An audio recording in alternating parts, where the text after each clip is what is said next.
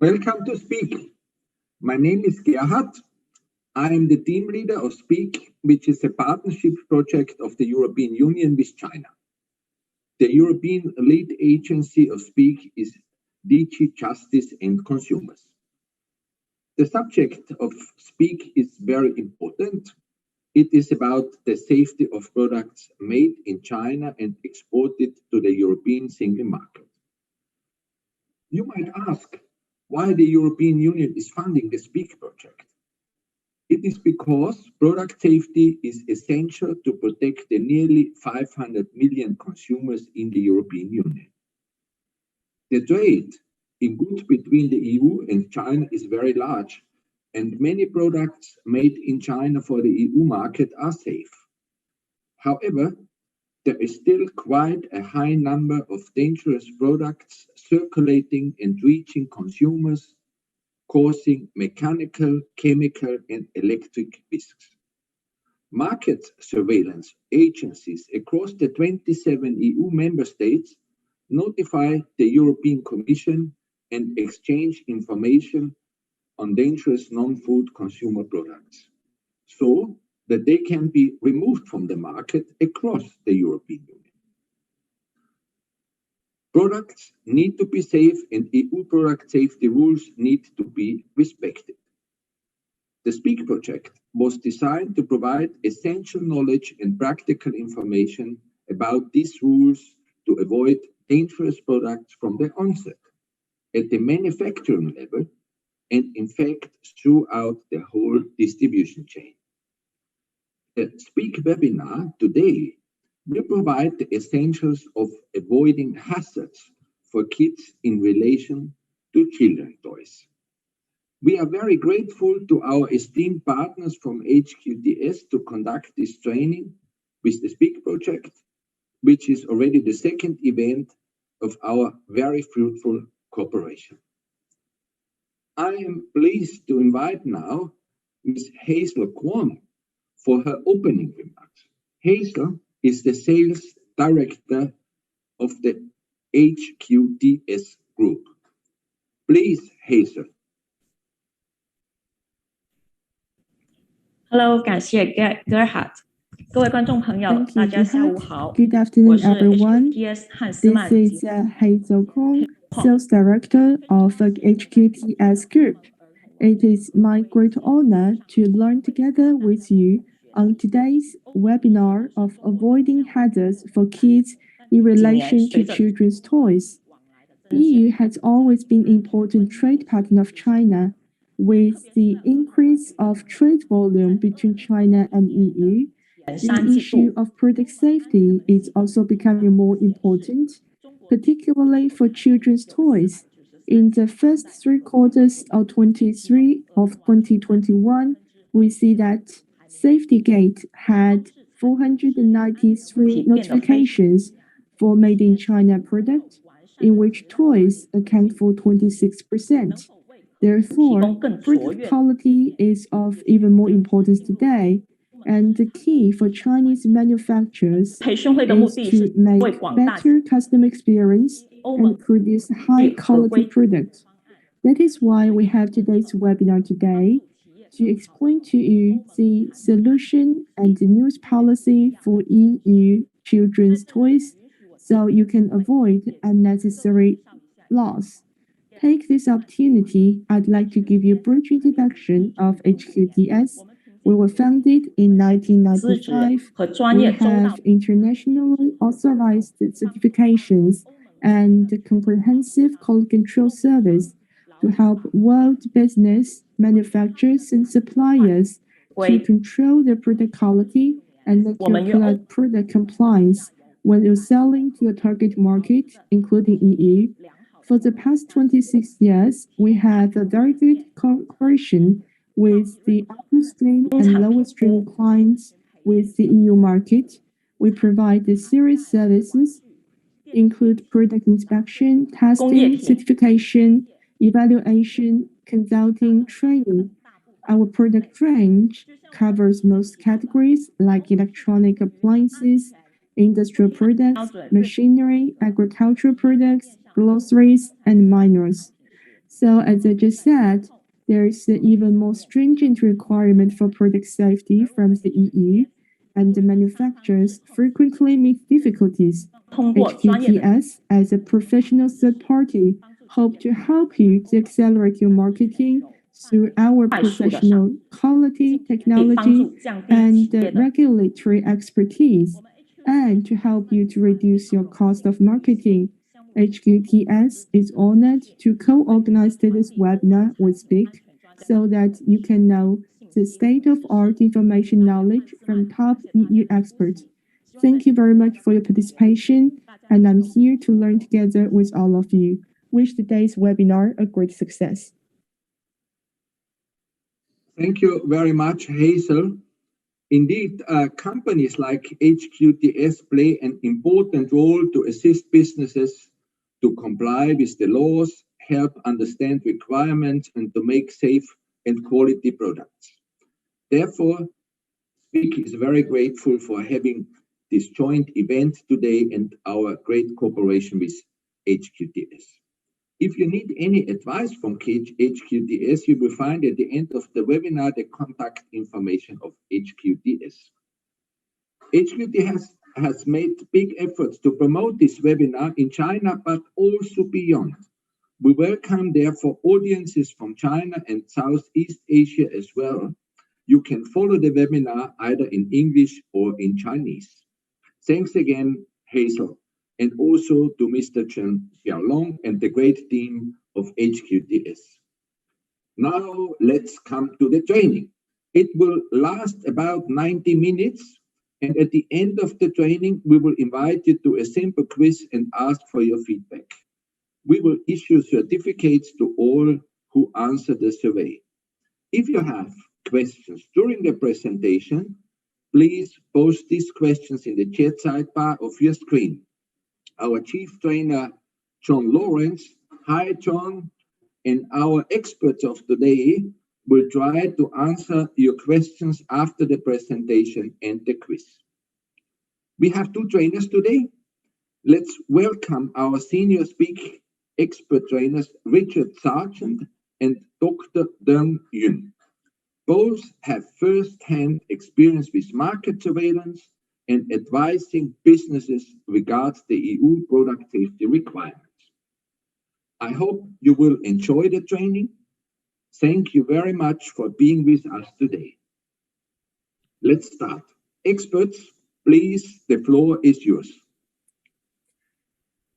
Thank you to the speakers, and I would like to add my welcome to you all for joining our important webinar on toys.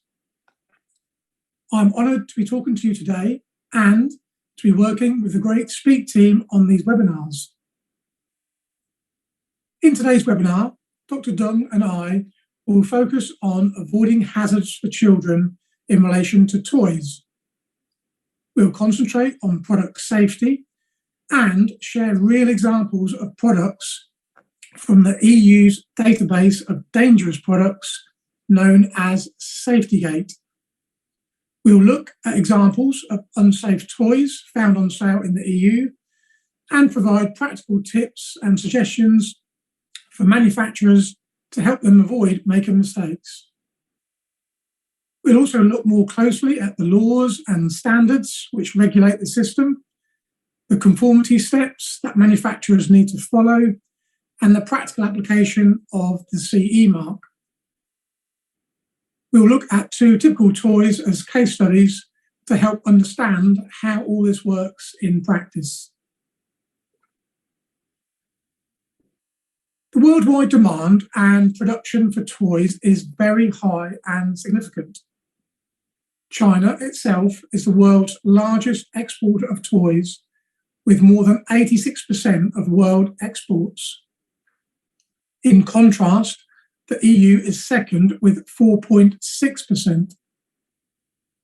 It's important to recognise, though, from the start that the majority of toys produced in China are safe. However, the EU is focused on stopping dangerous toys to both protect EU consumers and support complying businesses. The EU aims to ensure that the 80 million children in Europe have safe toys to play with. It recognises that there are toy problems being identified by consumers, businesses, consumer groups, and market surveillance authorities. This intelligence is not declining, and so the SPEAK project is key in supporting Chinese manufacturers to supply safe toys to the EU. In order to address any issue, we need to recognise that there is a problem and the scale of that problem. Our project is very much based on evidence and data. The project is EU funded because the data tells us that a problem exists. So what is the evidence and where does the evidence come from? As part of its role in providing information for consumers and businesses to highlight key safety areas, the EU produces yearly reports on its website. Based on a recent report, there were 3,600 safety alerts across all product categories. Of these, 976 related to toys, which is 27%. Of those 976, 552, which is 56%, came from China. So we know that toys are disproportionately represented in the overall figures, and that toys from China make up over half of those which don't comply with the legal requirements. Breaking this down, two types of hazards in toys account for most safety alerts. These are choking hazards and chemical hazards. So working these figures back, 12% of all safety alerts across all product categories are toys from China with either a choking hazard or a chemical hazard. The figures are the most recent to date, but these have largely remained unchanged for many years. If we are able to address these two issues in toys, there will be a huge impact on product safety as a whole in the EU. So where do these figures come from? For many years, the European Commission has collected information on product safety issues. It is shared between individual member state market surveillance agencies and the Commission, and the information is in the form of safety alerts, breaches of important legal requirements. It is collected across a wide range of product categories, from construction products to cosmetics to electrical appliances, and obviously includes toys. The data helps market surveillance agencies track down unsafe products across the EU and helps the Commission lead on the development of the policy and legal framework. Now, the EU SafetyGate website is free to access for everyone. This means that manufacturers in China can look at the information and see what types of products and what safety issues are routinely causing problems for EU consumers. This information alone can help manufacturers think about what should be avoided and what might be done differently. The slide now shows a screenshot of the website and the categories of options on the left, which users can select to narrow down their searches. Toys has its own search option, so manufacturers can view the types of products identified as dangerous, the reasons why, for example, chemical or small part hazard, and potentially utilise this information in risk assessments and product designs for their own products. Manufacturers can also sign up for email alerts from SafetyGate so they can receive issues of interest direct if they don't want to keep searching the website. There are many different types of toys supplied to the EU, from traditional to modern electrical toys. The slide shows some traditional types of toys made from wood and been sold across the world for many years. Both examples are from SafetyGate and were recalled in the EU. This was due to small parts from the toys which were being swallowed and choking children. I'll now hand over to Dr. Dunn. 谢谢 Richard。我为大家分享两个代表性的案例。 I would like to share with you two representative cases. 第一个案例是是立陶宛今年 The first 通过的一个 example we chosen 中国产的玩具滑板车的案例。 from SafetyGate is a case of a Chinese made toy scooter reported by Lithuania this year. The outer package is labeled to indicate that this toy is designed for children aged 3 years and older. The toy scooter has two key faults that make it dangerous for 锁定 children. 装置工作 Firstly, the locking device does not work properly. 会在使用的过程中会翻 The 倒 toy could consequently collapse during use, causing the fingers of a child to be crushed. 锁定装置上 Second 锁定装 fault 置 is 上面存在着锐利的边缘， it has very sharp edges on the locking device, which could cause cut as well.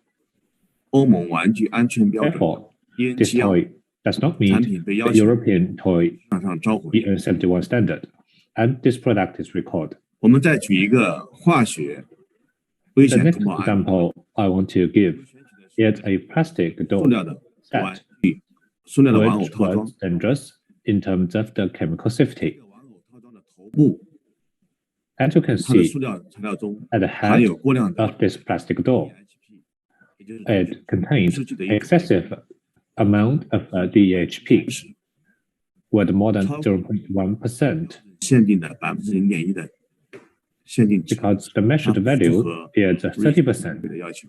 as percentage 产品 by 一定要 weight. 被要求从 This 市 is the 场上， reason it doesn't meet REACH 上面是我 regulation 为大家分享大 and 家。 was recorded from the market. And these are the two cases I'd like to share. Now I want to hand back to Rich to go through some more dangerous toy examples.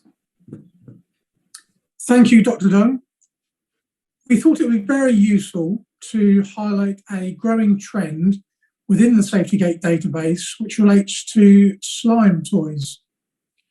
These toys are becoming very popular due to their relatively cheap retail price and the fun aspect of the slime. Unfortunately, though, many safety issues had arisen in the EU and relate to excessive levels of harmful chemicals. This example contains high levels of the chemical boron, which can cause irritation, diarrhea, vomiting, and cramps. Therefore, it was deemed dangerous in the EU. One final SafetyGate example is of a dangerous musical instrument found in the EU. The toy was fine in a mechanical sense, i.e. no small parts or sharp edges, but it failed due to a chemical hazard. The coloured metal bars contain excess amounts of the chemical lead and so was deemed unsafe and recalled from the EU market. In particular, it highlights that there are a range of hazards.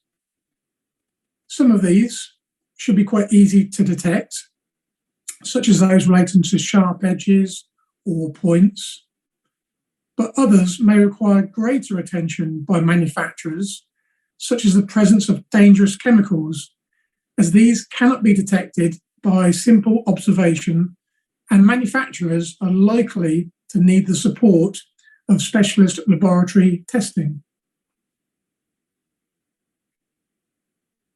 The overarching consequence of unsafe products is EU consumers becoming severely harmed. Now, these consumers are not just average citizens, but the most vulnerable, i.e. children.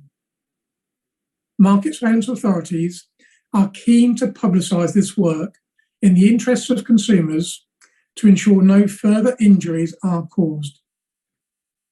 The media are keen to publicise this activity through newspapers, radio, television, and the internet.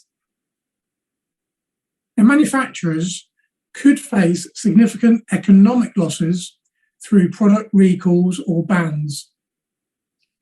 For example, the importer will have all the dangerous goods seized and not returned, resulting in a financial loss. Importers will then pursue the Chinese manufacturers for a breach of contract with the aim to seek financial recompense. Therefore, Chinese manufacturers may have to pay out significant amounts as a consequence. There's also a reputational consequence for a Chinese manufacturer, as EU suppliers will not want to deal with those who produce unsafe goods.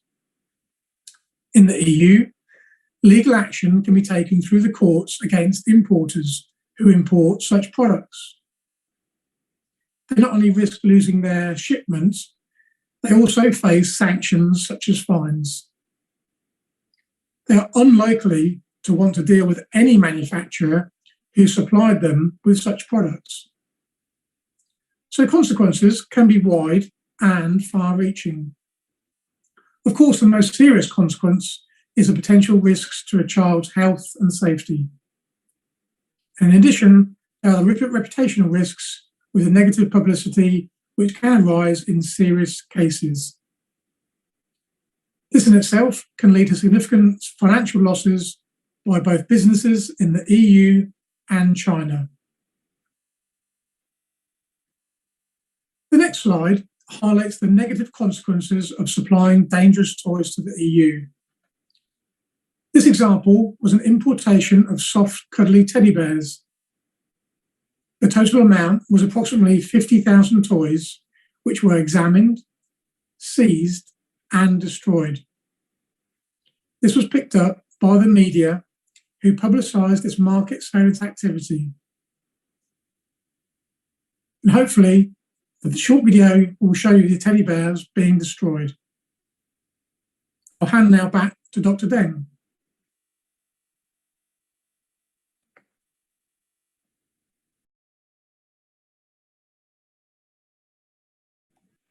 好的，我想这个短片大家已经看完了哈。那玩具产品的合格与否，那是需要这个法规标准。Toy products, whether they are qualified or not, 欧盟有世界领 we 先 will 的 need to take the regulation 标准体系。 as a scale.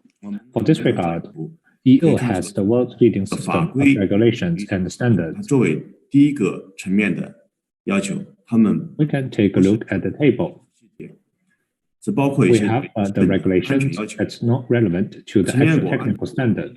指令的要求，将 Member 它 states 们转 will 化 follow those framework-related regulations and turn them 的 into 层级就是 domestic 为 regulations or 令的 guidelines. 基本要求提 On 供 the second tier, 技术规范的欧洲标准，被称 we 为 have 协调标准。 the EU 欧盟委员 standards and the 一致 directives 上 with 有 the 标准化 common approval of the EU committee. It is a professional guideline 指令基本要求的快速通道，符合协 as 调标 of 准 the 的产品 next tier. 欧盟市场上流 As long 通。 as you're qualified 一 for 般来 the 说，实 standard, 施 the products will be able to be sold in EU market. Usually, it is voluntary.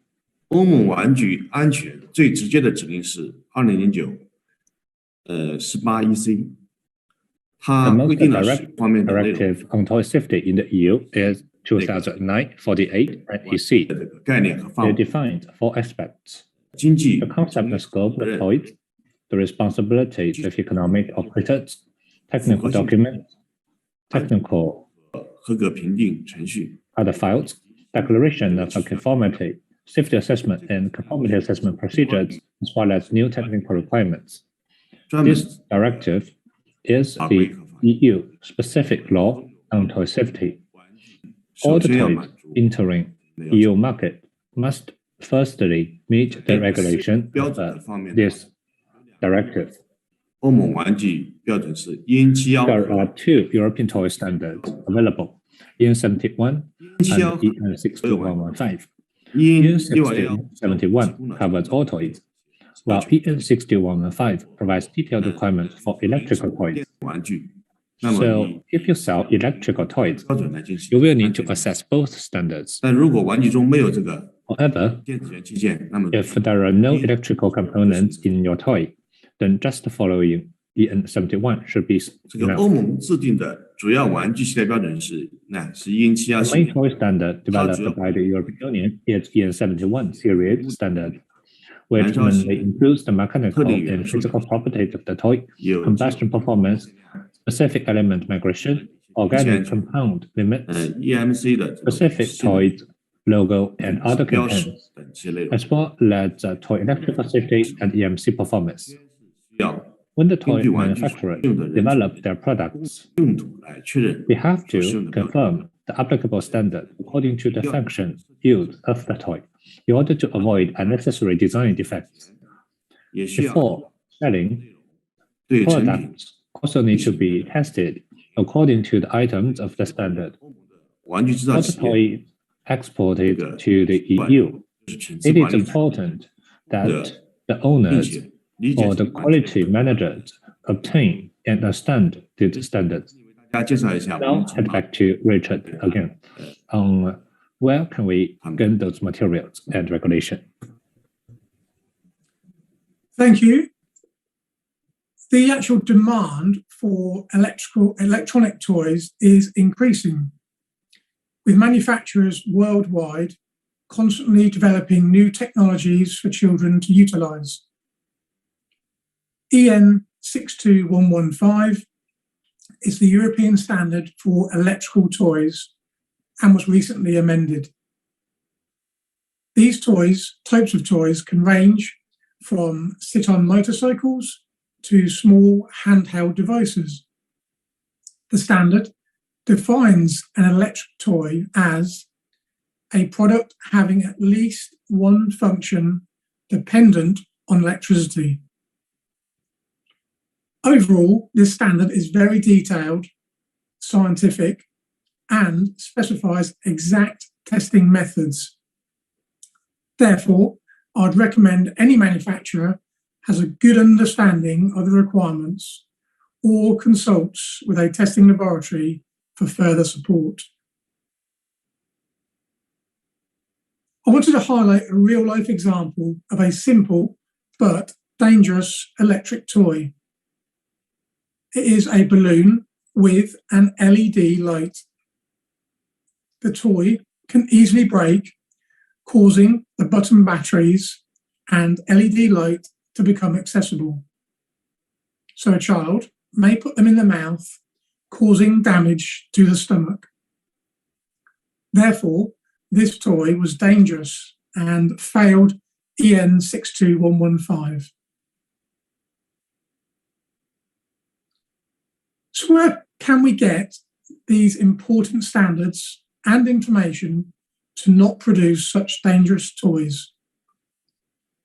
I wanted to provide you with 4 important and free sources of information. The first is our Speak website, which contains some very useful and practical help on a wide range of product safety issues. The second and third are the official websites of the European Union, SafetyGate and the main Europa website. The last one relates to European standards, and manufacturers can search for toy standards and others if required. Therefore, you can get more information through these websites. I'll now hand back to Dr. Dunn. 好的，谢谢 Richard。那么 Thank you, Richard. 在获得这些指令和标准以后， So after you have acquired the standards and directives, now let's take a look at how to use them. 基本问题就什么是玩 Going 具？ back to the basic question of the day, 这个 which 说是 is what's the definition of toy? 玩具安全指令中的定义是为14 The 岁以下 definition of toy is any product or material designed or intended, whether or not exclusively for use in play by children of less than 14 years of age. 对适用的玩具范围 The EU 先列举 has also defined the scope of these regulations. 并且具有玩耍功能的产品 Some products will overlap the 40-year-old threshold, but manufacturers must always go back to this definition when designing their goods or producing the goods. 详细的一个理解，可以说定义很重要。 So this definition is fairly important because it is a prerequisite for making your product safe and compliant. 那么说，制造商应该考虑哪些问题？ So what should the manufacturers 应该 consider? 考虑这个产 Well, 品的 first of all, 价 we 值。 need to look at whether the product have play values. 任何东 You 西它都 know, 有玩具价 virtually 值。 everything has play value for 每 a 件东 kid, 西都 but 有 this does 实 not 用 mean every 定义为 object 玩具。 fall into the definition of toy. 了解 Manufacturers 这个玩具可能 must also understand how the toys 当玩 might be used. 或者是 Users 以可以 and third parties must be protected 用户或者 when 第三方 toys are used as intended or in a 制造 foreseeable 商 way. 要对玩具的成 We 品 need 进 bear 行 in mind 评 the 估， normal behavior of 判断 children. 玩具的 The manufacturers must also 一个孩子 assess the final 小孩 product and make judgment on the toy's usage. For example, would a 玩具 young kid put their fingers in the 把 gap 这 of 个 the toy, 放 or 到嘴巴里面 would 去。 this young kid 都是 put 制 the 造商 toy into their mouth? All of things should be put into Right. consideration when you design the product. Also, the ability of users must be taken into account.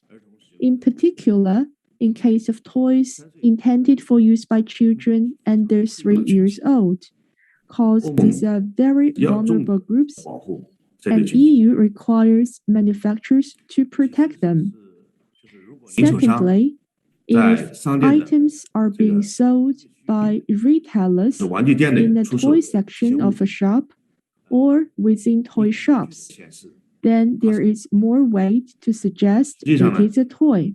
在很多时候，这制造 Particularly, 也控制 it 不了 is 这些 not in manufacturer's control unless, for example, 除非呢 you are receiving 明显的情况 orders from very well-known EU toy retailers. 欧盟比较出 So 名 we 的 do know that the manufacturers 制造 have 商， difficulties in deciding whether your product is a toy or not. 那么说一些包装、广告 Also, 和标 the way you package, advertise, or label a 可以 product 帮助这 can 个制造 also 商 assist and you in considering whether or not the 玩具的 item would fall within the EU's definition of a toy.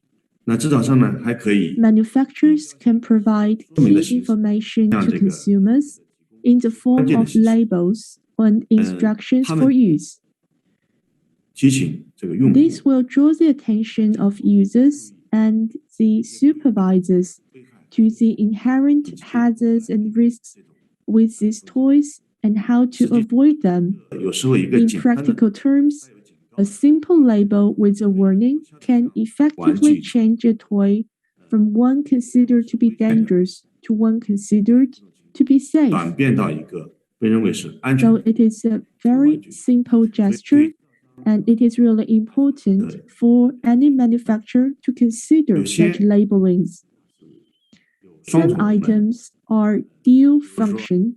我们 For example, on the slide you can see 这个卷鼻刀， this 它 is something that can be played by the kids, 具有这个 but it is also a pencil sharpener. So it is something you can use to sharpen your pencil, and it's something the kids can play with. 它来玩这个产品。 It is obviously that this would fall into the toy definition. 和使用玩具标 It 准 is also important 一个 to 很重要的方面。 correctly understand and to use the toy standard. And it is important to understand the relationship between children's age and toy safety. Children of different age have different need for toys. 对玩具 This is really important when you are using your standards. toy designers should design the toys suitable for the children of different age group according to the statistical data of the following: children's physical and mental development, different physiological and psychological characteristics, average ability and hobbies, the need for intellectual development, and safety. So that is how you can design a toy product suitable for different age group of children. The age group logo is also very important. They are used to provide consumers with a guide to choose toys in order to choose the right toys. 36 months or 3 years old is a very important boundary in the toys industry. According to the boundary, we listed the psychological characteristics and ability needs of children. You can see them on the slides. And this is for your reference. Every year, many children's toy injury accidents would occur all over the world. One of the most important reasons is that children use toys that are not suitable for their age. Some of these toys are not marked with the age group correctly, and some are because parents or caregivers or guardians do not seriously consider the age of age when providing toys for children. 简单的概括一下，就是 In brief, 不适合3岁以下，也就是 toys 说，另外一方面适合 suitable 3岁以上 for children over the age of 3 would 有收藏类 include following 比如说车模、 puzzles 模型， and building 还有 blocks, 弹射类 collectible 的， toys such as model cars, 有化妆 projectable 化 toys, 妆的这种， cosmetic kit toys, 长绳 and toys with long poles and drawstrings. 在3到14岁这 In 个年龄 the age range of 3 to 非常 14 重 years old, 适用界限， 8 years 适合 old is 8 also 岁 a very 的玩具， important applicable limit. 包括这种 Toys suitable for 这个还有 children over 8 玻璃 years old would include 复杂说 scientific and environmental 环境 appliances and devices containing 含有 fragile glass parts and complex instructions, 不要求手 complex 指 models 配合 and process sets containing 复杂 sharp 的 tools 模 or 型 parts 和工艺套路。 requiring finger skills to cooperate with accurate assembly, electronic toys with heating 化 elements, 学装置 and certain chemical devices, 这种 fuel-powered vehicles, 它的火箭这种装置是 and 8 toy 岁以上 rockets. 使用的玩具。 So those are only good for children aged 8 years or more. 在玩具的安全标准中， In the toy safety standard, 连不同的玩具 toys 往 of 往有 different age groups often have 技术要求。 different technical requirements, 在测试的时候需要 the need to test different items, and use different test parameters. 你比如说 For example, 重点 there 关 are small parts requirement for toys. 啊， This 供 is an 3岁以 essential 上儿童 requirement for toys. 它是可以有 Toys 效 for 的。 children over 3 years 一定要有 old can have small parts, but they should have clear warning sign saying 不适合 warning 3岁 small parts are included, not 那在 suitable for children under 3 years old. 在 For 这 another 个玩 example, 具时候 for 可 the 预见的 foreseeable 合理的 and reasonable use and abuse of toys by children, 儿童适用的玩具 the 测试 severity of the test is also determined according to 玩 the 具使用 age 者 group of the toys. 来确定的。 There's a 只有 more stringent requirement for younger kids. 儿童使用的玩具 Only toys used by children under 8 years old 那有 need to be tested for reasonable and foreseeable abuse. 儿童使用的玩具呢， Children older than this age group 儿童一 can 定 be exemplified because 自理 they 和 already 发 have 育到一定的程度， a preliminary method awareness of small And maybe, parts, sharp edges, and sharp vision. points due to their intellectual and physical development to a Vision. certain 即 extent. 便玩具中有这些， Therefore, even if Yes, there may have some small part or sharp edge or sub points, 这 you 些 can 项目测试 still 的过程中， exempt these tests. There are also tests which are different from those of children's toy under 3 years old, like the repetition times of drop and pressure test and applied external force stress tests. 37个月 Toys for children aged 16个月 3 years to 8 years 可以是一些 can be functional. 那个玩具，比如 They 说 can have 玩具 sharp edges, 玩具工具 such 盒。 as toy scissors or toy toolboxes. 在这种情况下， As 只 long 需要 as 设置 you provide 警示说 clear 明。 warnings and instructions, they would be meeting the requirement. 那作为卖家，无论 No 是 matter whether you are a manufacturer, importer, or distributor, 大家都不希望 we do 自己的 not 产品 want our product to suffer losses due to safety problems in the EU market. 而总是希望有一条 It is key to have a compliant approach that can be followed 经营 to ensure safe 因此 products are produced 因此说我们有 and 必 you 要 can operate in a 弄清 normal 楚 manner. 卖家 Therefore, 他负有哪些 we need to clarify the different 卖家 responsibilities. 会因为销 Well, 售这 as you 种 can see 关键的 here, 产品而承受损失的， it is 源自 necessary for us to understand what responsibility we have as 一 businesses. 方面也 On 可 the 以 one 说 hand, the reason why businesses 这种 bear 产品是 losses because of 满足 selling 了 unsafe products is 责任 that they 就可以 should 证明 shoulder these 产 responsibilities. 品是安全 On the other hand, it also 因此说 means that business can prove that product is safe as long as these 安全性的 responsibilities are 促进 met when producing the product.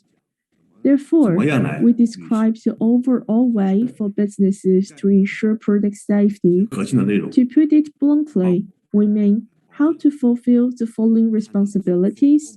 安全要求， The core responsibilities include ensure correct documentation is produced and retained, do the correct 这些标 labeling, 签 like do the proper CE markings, 提供 and provide instructions and relevant informations, 抽样测试， and conduct your sampled testing. 这个最终呢，制造商 Ultimately, 在玩具安全 manufacturers will have the most responsibilities 对 under the制造 Toy 商 Safety 是 Directive, as they are the key to ensure the toys are safe when producing the toys, 它的 and 影响力也是 the 最大的。 manufacturers also have most influence in the supply chain. 这些责任， Based on this 产品投 responsibility, 放欧盟市 the 场， compliance process to ensure that products are put onto the EU market is very clear.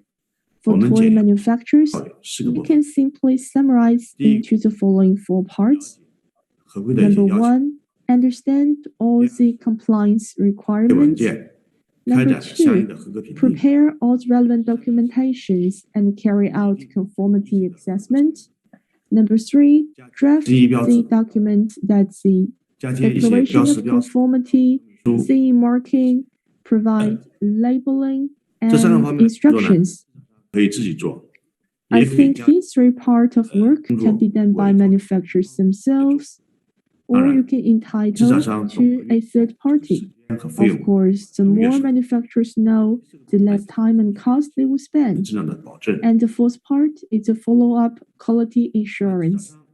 需要具备 So 哪些 what 具体 specific technical document does the manufacturer need to prepare? 的 Let's look at a video from the Speak expert. Let's play this video.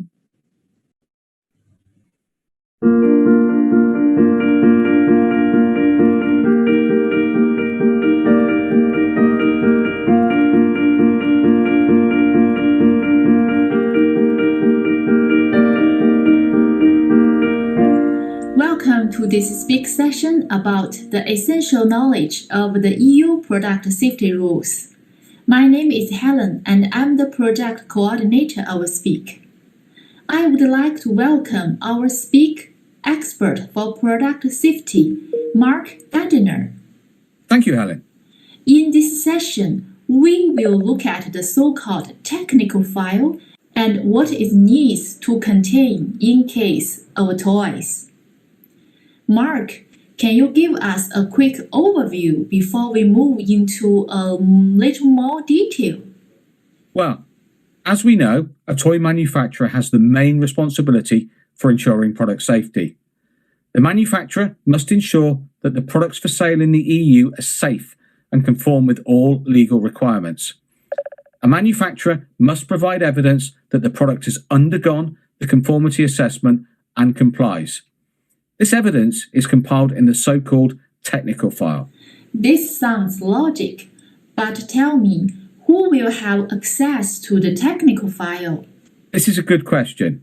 There is no need to worry that competitors will have access to the technical file that might also contain confidential information regarding product and production matters. It's important to understand that only the market surveillance authorities, which have the power to enforce the toy safety rules, have the right to see the technical file. The manufacturer is not obliged to publish the file or give it away to consumers. However, any approach made by the authorities will first come to the importer of the goods or the appointed economic operator. So the communication with these business partners must be very efficient to ensure that the authority will get a reply within the given deadline, normally 2 weeks. I can see that this is an important part of the whole product safety story. So tell me, Mark, when should the technical file be created? The key piece of law for toys in the EU is the Toy Safety Directive. This directive strictly mandates the manufacturer to have the technical file in place before the CE mark is applied on the product. We have some Speak knowledge videos about CE marking, so let's not go further into that issue now. Just to remind that affixing the CE mark is the very final step which manufacturers of toys must take before a product is ready for sale. Everything else must have been completed before. Now, Mark, what are the key items which need to be included within the technical file? I think the detail can look quite overwhelming at first. It does at first glance, but most of the required documents a manufacturer will already have in place to be able to manufacture the products. But let's take a look. First, there must be a detailed description of the design and manufacture, including a list of components and materials used in the toy, as well as the safety data sheets on chemicals used. These will need to be obtained from your chemical suppliers. Second, details of the safety assessment which was undertaken by the manufacturer. We have covered the safety assessment for toys in another Speak knowledge video.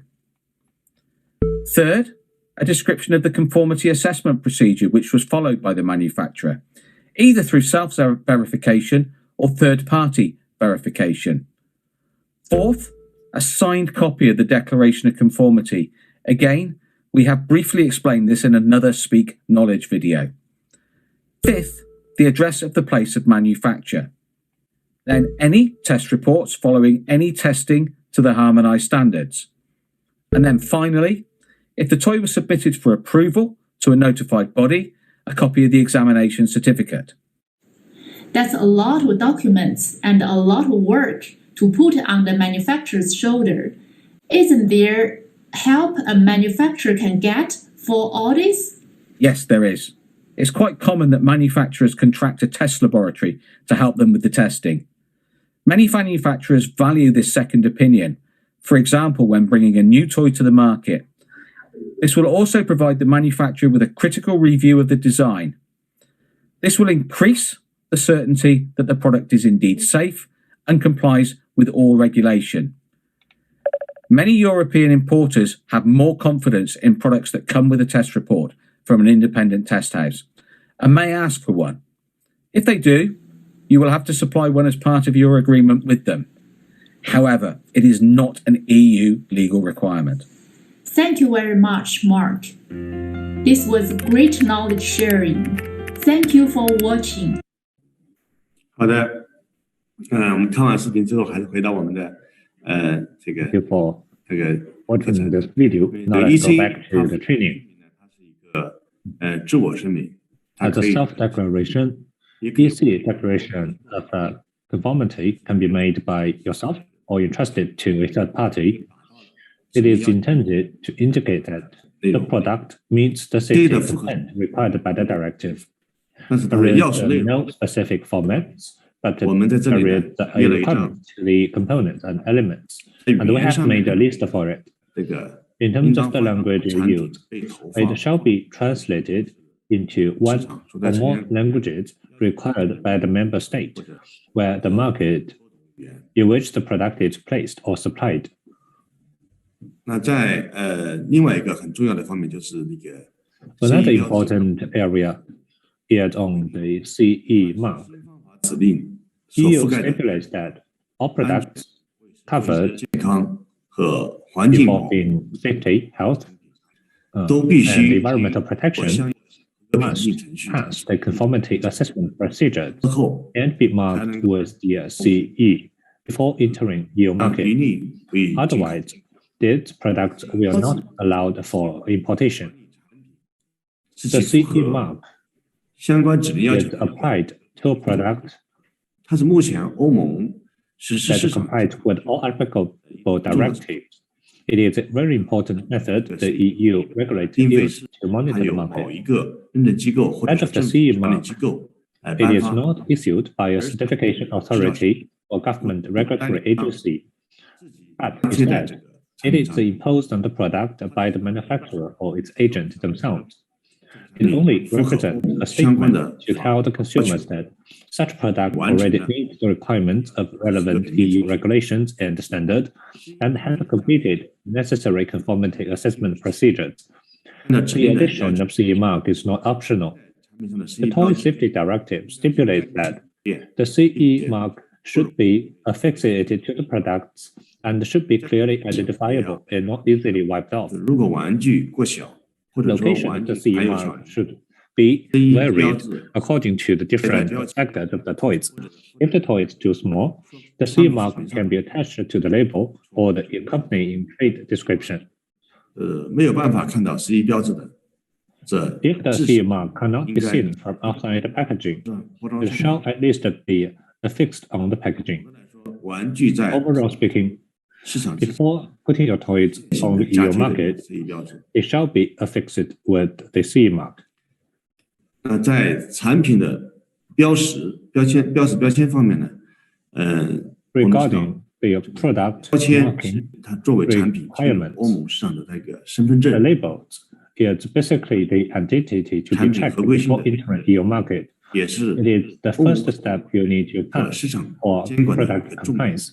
It is also the focus of EU customs and market supervision. 至少应该包 A 括 compliant label shall at least include the following contents: 制造商的名称和地址。 name and address of the manufacturer. 如果制造商在欧盟之外， If the manufacturer is outside the EU, 的 name 名称、 and address of the manufacturer and importer should be both indicated.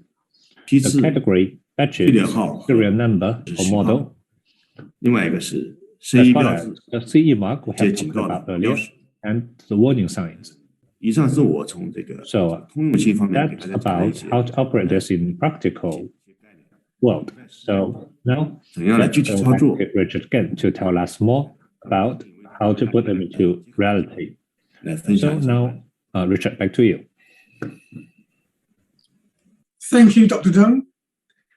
For the rest of the presentation, we will take two compliant toys that were manufactured in China and supplied to the EU as examples to show the whole process. This will help us better understand the process that we've described and how they apply in practice. They are both toys, but also have slight differences as they are different products. We have a remote-controlled car on the left and a stuffed teddy bear on the right. We've discussed the importance of the Toys Safety Directive and ensuring toys are safe, but it's worthwhile highlighting some other cross-cutting areas to consider that may be applicable. It is possible to have an item that is both electrical and a toy, like our remote-controlled car. On this item, there is the WE symbol, which relates to the waste of electrical and electronic equipment, packaging and packaging waste. Other cross-cutting requirements would include REACH with chemicals in toys, low voltage, and finally WASH, which is the restriction of hazards, substances applicable for electrical items. So in order to produce safe toys, manufacturers need to assess risks in toys. Of course, the standards should cover most of this, but you need to consider any hazards that are not covered by the standards, or where perhaps your product is new and the standards may not have considered your type of product. With our remote control car and plush toy example, we need to ensure that the small parts are secure. For example, the wheels on the car. With the teddy bear, it is important to ensure that the seams remain intact and can withstand the use and abuse of children as described in EN 71 Part 1. Other important considerations are flammability, covered by EN 71 Part 2, chemicals by EN 71 Part 3 or 9, and again we have REACH and WASH, and perhaps others depending on the product. So are there any electrical hazards? If so, this should be covered by EN 62115 and the electrical standards with the remote control car. Hygiene is also an important factor, particularly with plush items like the teddy bear, where it's important to know what the item is stuffed with and can it be washed, for example. Quality assurance of the manufacturing process, complemented by checks that the product consistently meets the specification, are key to ensuring that only safe products are made and placed on the European market. Although not a legal requirement, the success of design risk management can be confirmed by subjecting the finished product to formal testing by an accredited laboratory. Manufacturers will often get asked by EU importers for test certificates. Now, this testing is likely to include reference to specific standards, but may be wider. When the product passes all relevant tests, design risk management can be considered complete.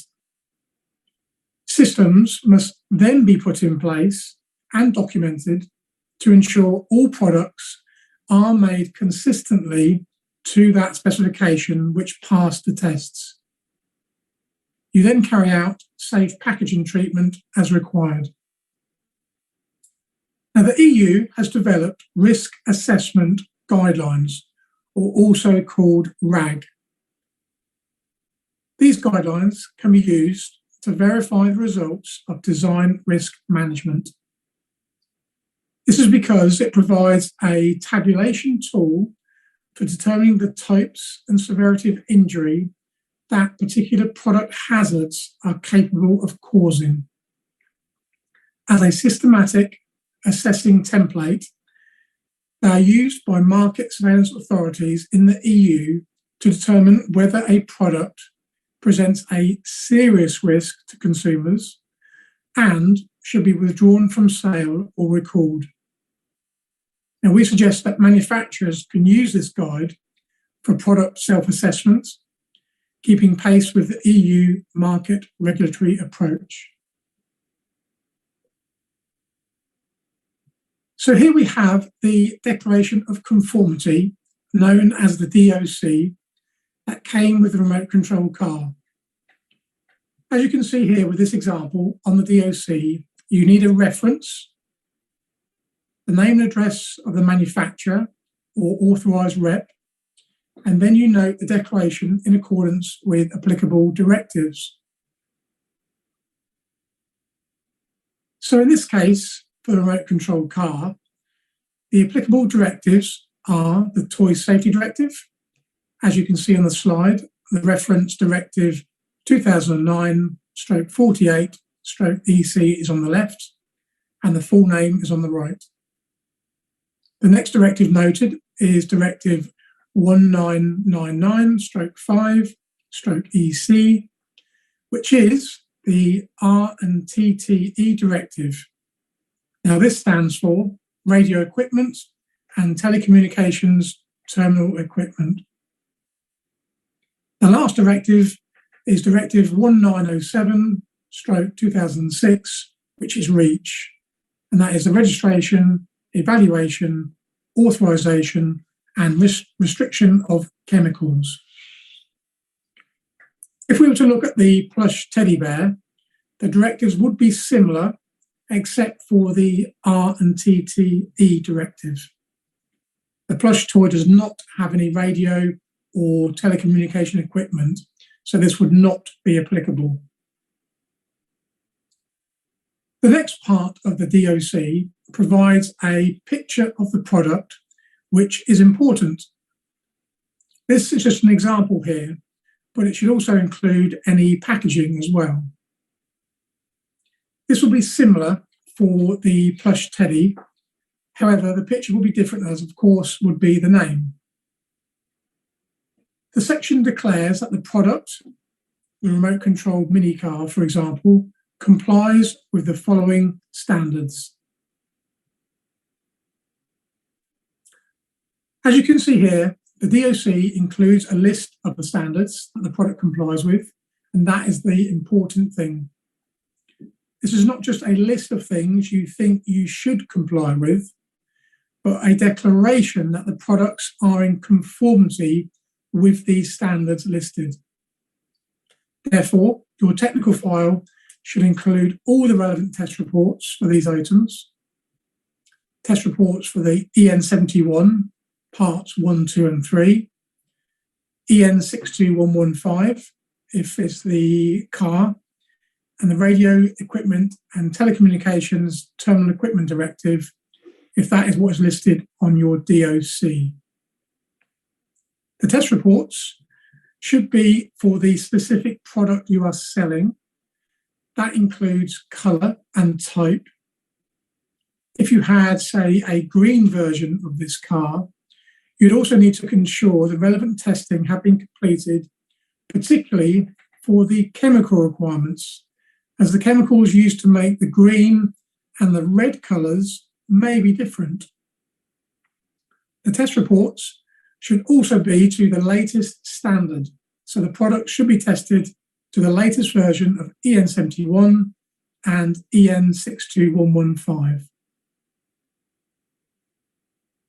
And manufacturers must keep the DOC even if they decide to stop producing that teddy bear or car for at least 10 years. Now, the reason behind this is purely on safety grounds, so that any issues, such as injuries, can be investigated thoroughly by market surveillance authorities. For the car and teddy bear, the manufacturers kept the DOC in electronic form, but paper is accepted. With international trade markets, it is much easier and quicker to supply documents electronically to importers or any market surveillance authorities request. It's also important to ensure that any warnings are translated into the countries that the product is being distributed to. As you can see in the example, the small parts warning is translated into English, French, and German. Now, there is a great reference document, PD/CN/TR15071. This is focused on national translations of warnings and instructions for use in the EN71 toy series. And this provides the translation for all the key warnings and instructions in EN71 for all the member states. As we mentioned previously, there are key markings for toys, whether it is the teddy bear or the remote controlled car. These are the 4 key pieces of information needed when supplying a toy. Firstly, the importance of the name and address is for traceability reasons. Both the teddy bear and the remote control car display the name and address of the manufacturer on the product itself for the car, or a label which was on the teddy bear. Next is the batch or serial number, which will help manufacturers significantly when things go wrong. If an effective batch numbering system is in place, then a product recalls will be significantly easier to manage and, more importantly, reduce economic costs, as less toys will potentially need to be recalled. Both of these 2 examples displayed an effective batch number to show compliance to the legislation. One of them can be seen on the slide. The CE mark, as we discussed earlier, is very important as it allows toys to enter the EU and freely move around the EU. Now, depending on the type of toy produced, there'll also be warnings specific for the product to display. So we hope that showing the 2 case study examples highlights what compliance to the toy requirements looks like in both the toy itself and the key documentation. We wanted to conclude the webinar with some practical steps for manufacturers to take to ensure safe children's products are produced. It's a simple philosophy, but I cannot stress the importance of spending time as a manufacturer in getting it right first time. The extra costs in ensuring safety is put first will far outweigh the significant costs of a major international product recall. Firstly, it's helpful to do your research by clearly understanding the EU legislation and its safety standards relevant to your product. Knowing when EU standards are changing will be of significant benefit as you can prepare and assess your product to any new requirements.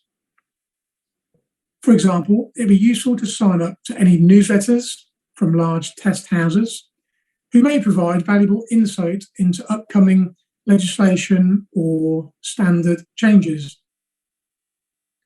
Also, if you view the EU SafetyGate website, you'll also identify the dangerous toys being discovered in the EU and their key hazards. The next useful tip relates to quality control. So it's important to develop a culture of ensuring quality control is implemented throughout the business. Good manufacturers will establish a good network of raw material suppliers. It is vital to have a consistent and safe supply of materials and hopefully some good test certificates showing compliance, for example, permitted chemical levels. Also, it would be beneficial to have frequent product checks at the production line and post-production. Now, these should all be recorded to demonstrate ongoing and proactive compliance. Finally, we'd recommend some form of complaint data analysis. All manufacturers will receive some feedback from its customers directly or via the distribution chain. This could be positive, which is a good sign, but even if it's negative, it is worth spending time assessing this data. But why do this? Well, complaint data can highlight potential safety issues with a product. For example, small decorative parts on a wooden toy train becoming detached. Is this a new product and one that needs a redesign? Or could it be a toy with a different new supplier of adhesive that has caused a problem? So it's always wise to delve deep into this complaint data to truly benefit in the production of safe toys. Dr. Dunn and I have now concluded the presentation. So thank you for listening, and I shall hand back to Gerhard. Thank you very much, Richard. Thank you very much, Dr. Deng. We have received many questions, so we will answer them in the remaining time. But before we come to the Q&A session, I want to invite our communication expert, Liu Yan, to guide you through a short and quick online survey, which will also answer the question how to get the certificate, as one of the questions was. Liu Yan, please.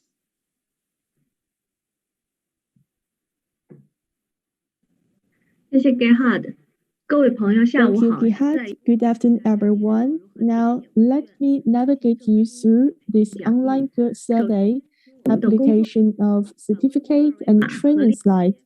First of all, please see the QR code in the Chinese live broadcasting room, as well as in the chat area of Zoom for our English audience. So there are 3 steps you need to follow. Step 1, long press the QR code or click on the link of the Zoom chat, and then you can go to the web page of the online survey. Step 2, answer all the questions related to training and volunteer to choose whether you want a certificate and training slides. If you want them, please leave with us your name and contact information. If you do not need them, just ignore. Step 3, click to submit, and then you can see the correct answers for all the questions and can self-evaluate the effectiveness of the training. When finished, you can close the window and come back to our live broadcasting room. We designed the questionnaire to understand your valuable feedback for our training, so please help us to further improve our future webinars. This certificate is jointly issued by Speak and HQTS, and the survey is the only access to the certificate and the question and the training slides. So if you do want them, please leave with us your name and contact information. We promise that all of this information will stay secure with us. We will only use them to share with you our training slides and certificates, and we will not use it for any other purposes. I guess you finished by now. Doesn't matter if you missed. We have our training video played back in our live broadcasting room, and within 1 week of today's training, you can still solicit this survey result. Okay, now it's Q&A session. Back to you, Gerhard. Thank you, Liu Yan. Thank you for everybody who tries to answer the question. And now I want to invite, beside Richard and Dr. Deng, who have delivered the training before, our chief trainer, John Lawrence, to guide us through the questions. And hopefully we can answer all of them. John, hi. We have about 15 minutes left in our live broadcasting. I think we have also received about the same number of questions. Some of them are very quick to answer. Maybe some can be collapsed. So please, John, go ahead. Thank you. Thank you, Gerhard. And I think it's great to see that we've been asked so many interesting and relevant questions. What I'll try to do, because of the time available, is put some of these questions together rather than try and answer each one of them individually. So perhaps first of all, Richard, if I could turn to yourself. We've been asked a number of questions actually relating to online supply of toys and the compliance documentation requirements. I don't think we should perhaps refer to the specific online supply that was referred to in the question, but we've been asked questions along the lines of what documentation should the supplier be looking out for. So this is a supplier as opposed to a manufacturer. And I think this leads to a broader question which is that what we've been talking about is the, if you like, the legal requirements set out in the EU legislation. But of course, many importers and online retailers will ask for extra information as well. So I wonder, Richard, can you just help us a little bit more about what online suppliers should be looking out for? Yeah, thank you, John. It obviously depends on the type of product we're talking about. If we are talking about toys, the online, whether someone sells physically in Europe or whether it is online, all toys supplied to the EU must be safe. So whatever format it is, so if somebody in the EU purchases it from a retail shop, for example, or they purchase it from an online supplier, then anybody who supplies to the EU consumer, it must be a safe toy. So it depends on where the online seller is. But if we're talking about an online seller in China, for example, who then supplies goods to the EU, it's basically the same principles in a sense as a manufacturer. They are supplying, and if they're supplying to an importer in the EU, exactly the same requirements would entail. So they need to have the technical documentation. So they'll have to have a DOC, for example. So if they obtain this or request it from the manufacturer, they can do so. But this information still must be available and being produced.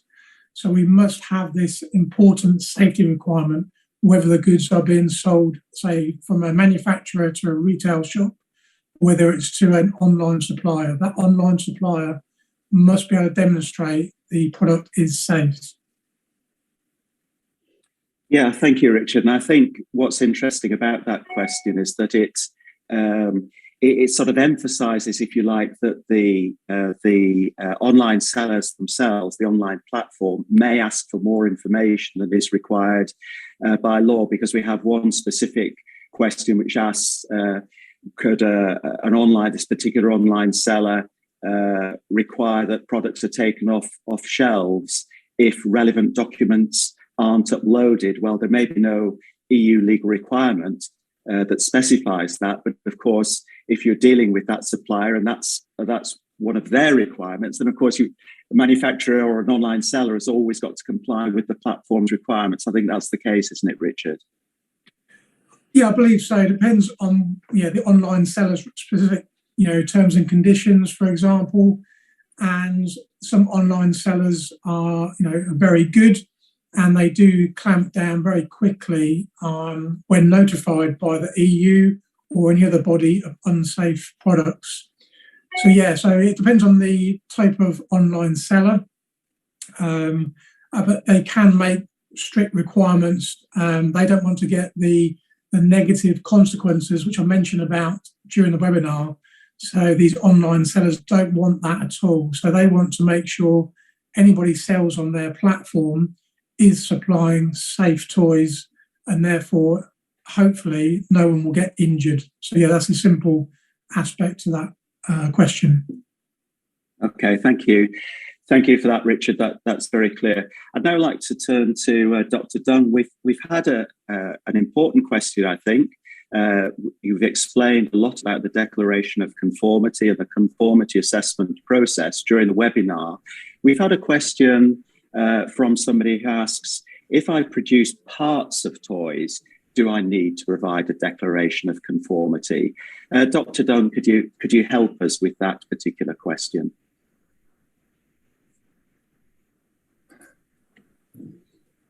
Thank you for raising this question.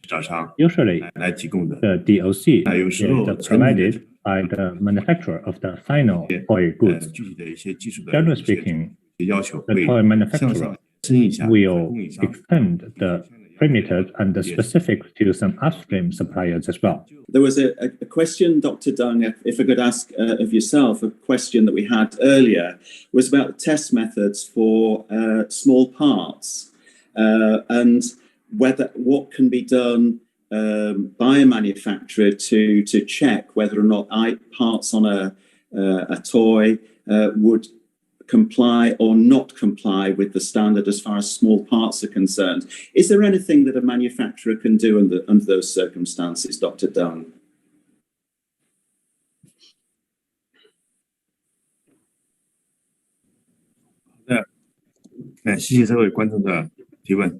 I'd like to thank you for your question. It's a very good question.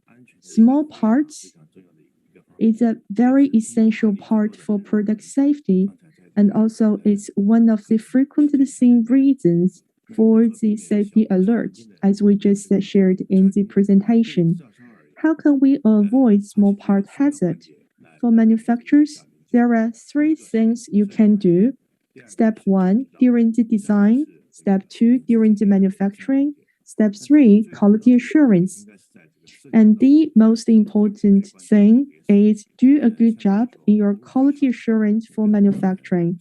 It has the least input and you will have less cost. That is, do a very good design at the very initial stage.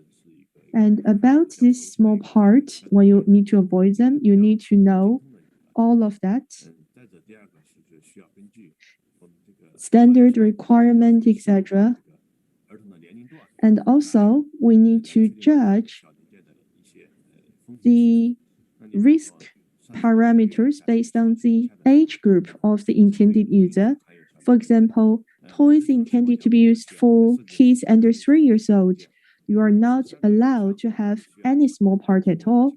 If the toy should be played by children aged more than 3 years old, you can have certain small parts, but do remember to have clear warning signs. And for very young kids under 3 years old, you design the product without any small part. Is it safe when you have the final product? Not necessarily so. You can also try to design the product to avoid small parts during use or misuse of the product. It is also possible for an integral product to break up and have small parts during use. How can we avoid that? You need to have a very good control of the raw materials. Toys for age under 3 years old, they may use it in any predictable and unpredictable ways. They may put it into mouth, they may smash it against the ground. If the item break and generate small parts, it can be dangerous to the young kids. So manufacturers, please have a very good control of the raw material. Choose the stable and robust materials for toys under 3 years old.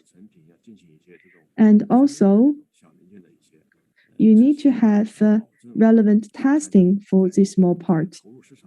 That is to guarantee that when your product is put into the market, no small part, and you need to guarantee that they will not break and generate small parts.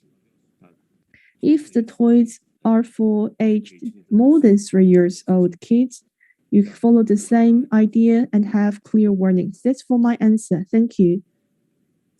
Yeah, thank you very much indeed, Dr. Dunn, for that very clear and comprehensive answer. Could I turn a question now to our colleague Richard? One of our questioners asks again about the compliance documentation, but are there differences in the requirements between the EU member states in terms of the compliance documentation? Can you help us with that question, Richard?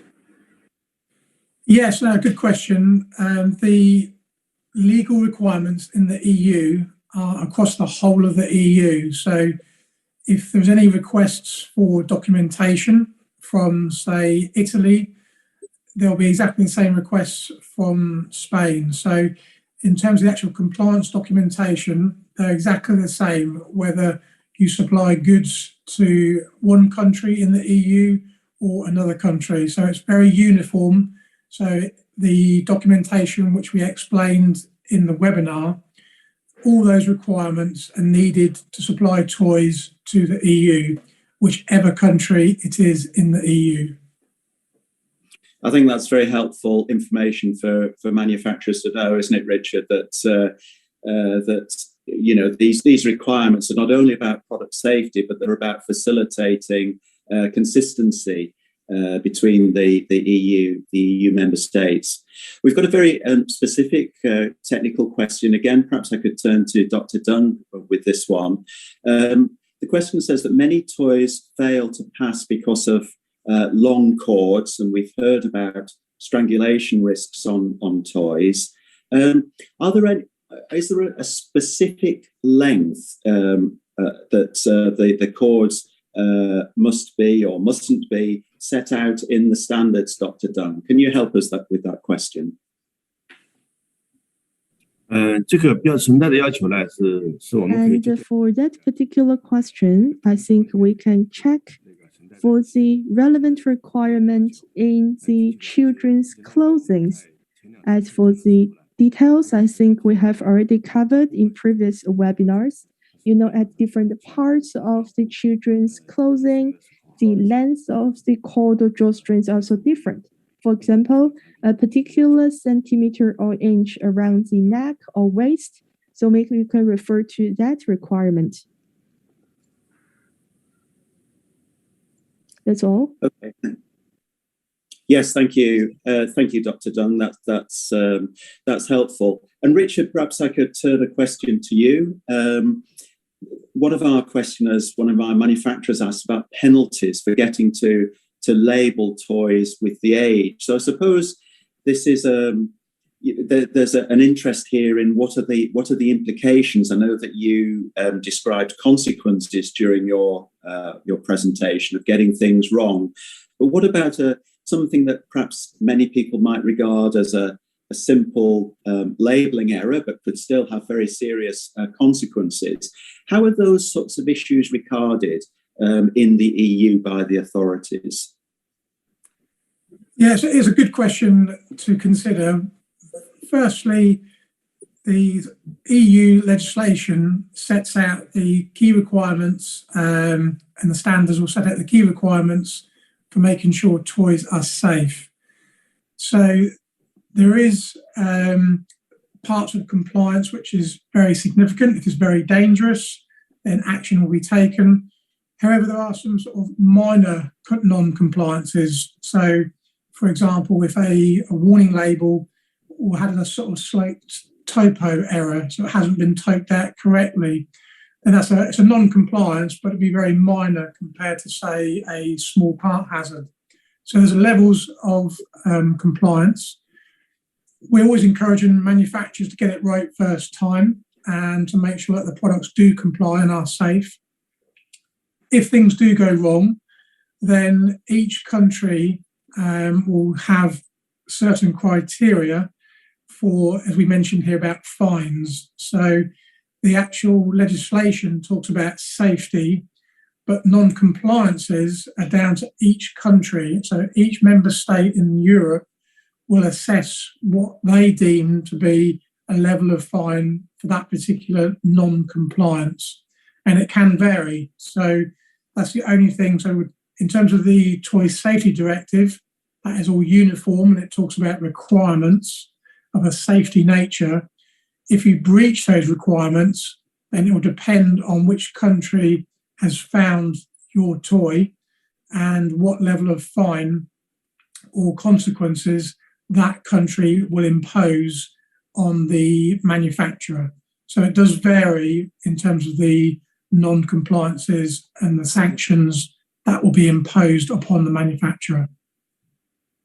Okay, thank you, Richard. And I mean, I guess the overall point and the point really behind the webinar is that what this is very much about is getting things right so that this doesn't become an issue for manufacturers. So getting things right at the design stage and the manufacturing stage will, of course, ensure that hopefully there aren't issues. Whether the more serious end or the less serious end, but the importance of getting it right first time.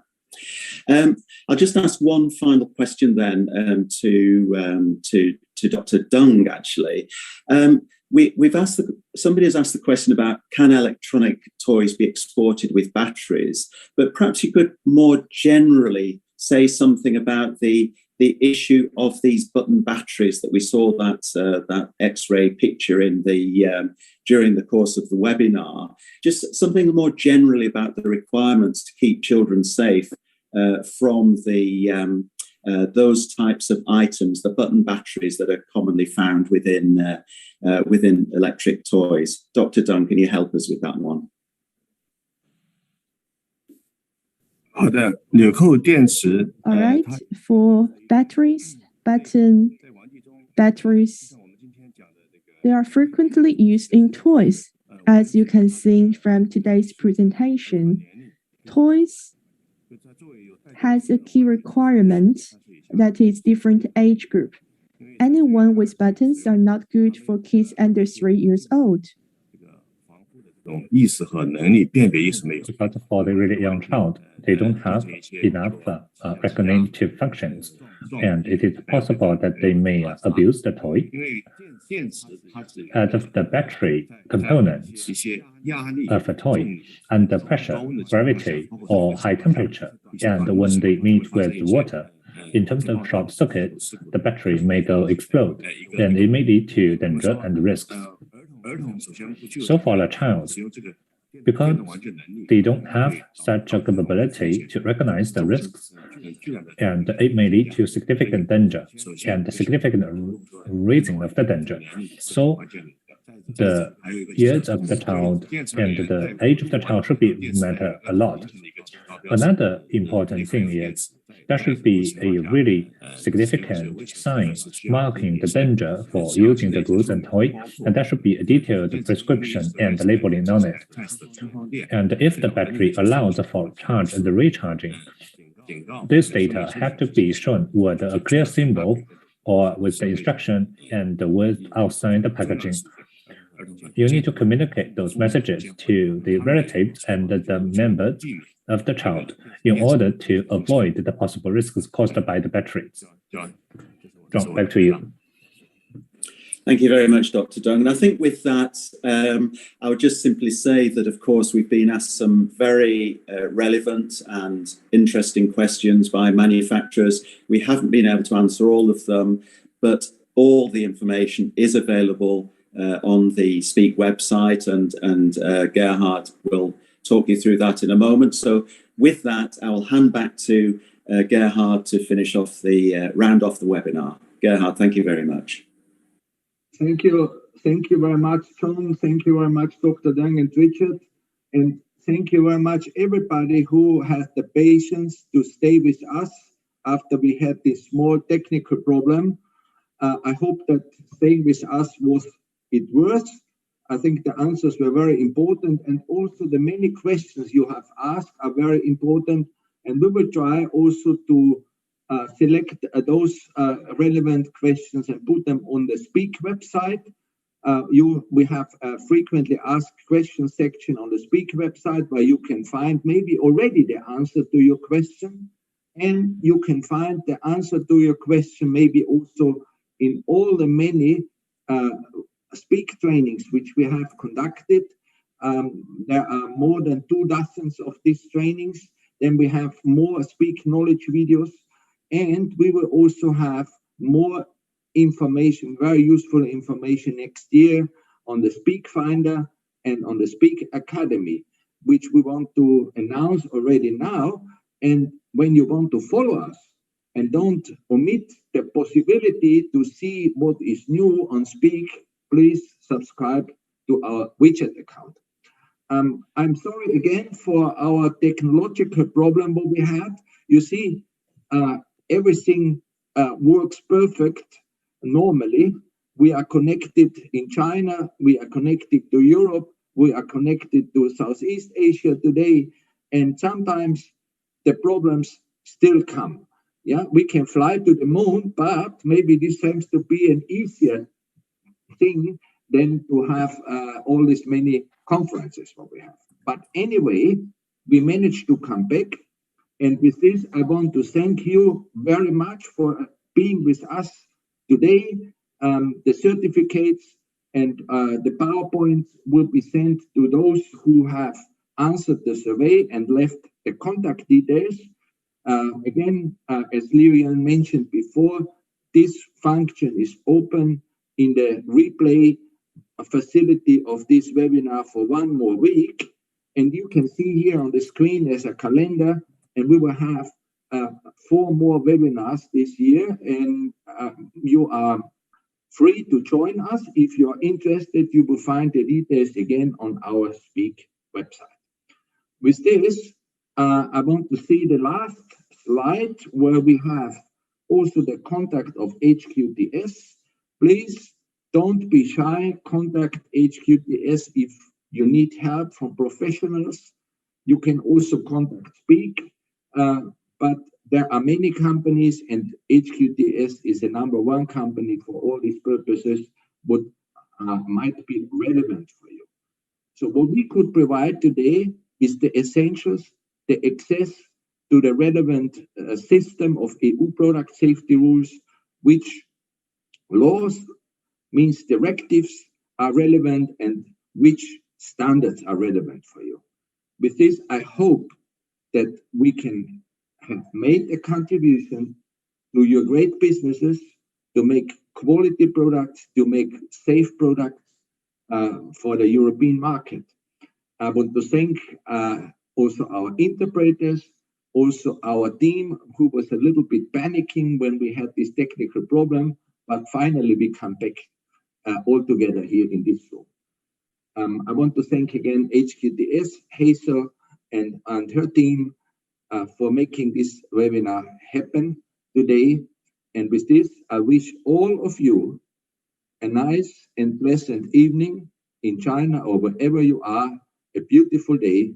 Stay safe and make safe products. Thank you very, very much.